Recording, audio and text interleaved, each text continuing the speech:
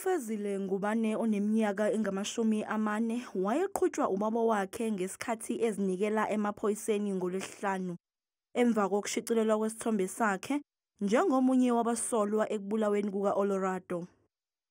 Izolo amaphoyisa akhiphe isitatimende ehoxisa uNgubane njengomunye wabasolwa kuleli cala.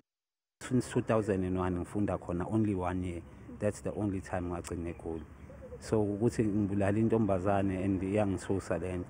Kodwa ngabona ukuthi ngoba i-ID yami vele uyayikena lovani ngabona ukuthi mhlawumbe kutholakala into zami mhlawumbe ungiframe ngazo. UFezile uthi kuphila ngeNkosi Makhanya ongumsolwa kuleli cala aphinde abe ngumakhelwane wathatha umazisi wakhe ngoba ethi ufuna ukumfaka kwezamabhizinisi.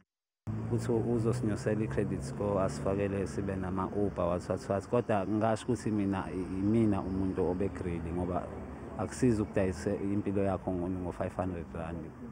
Ubaba kaFezile uthi ubazi ukuthi ingane yakhe ayithinteki eceleni lokubulawa kuka-Olorado njengoba ingumuntu oziphilisa ngokugeza izimoto.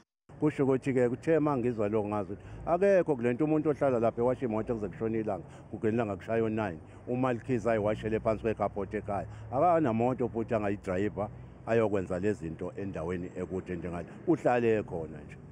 Umama wakhe uthi wahlukumezeka emoyeni ngesikhathi ethola izindaba zokuthi indodana yakhe iyasolakala ekubulaweni kuka-Olorado. Kungiphatheka kabuhlungu kakhulu makuthiwa uMadala uyoboshwa. uMadala lapha kwi-section yami uthandwa yinoma imuphi umuntu ngoba uye-respecta.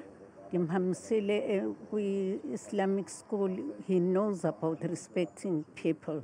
UFezile uthi angeke awumangalele umbuso kanti lesigameko semshiye enesifiso sokuyeka izidakamizwa akhulise ingane yakhe.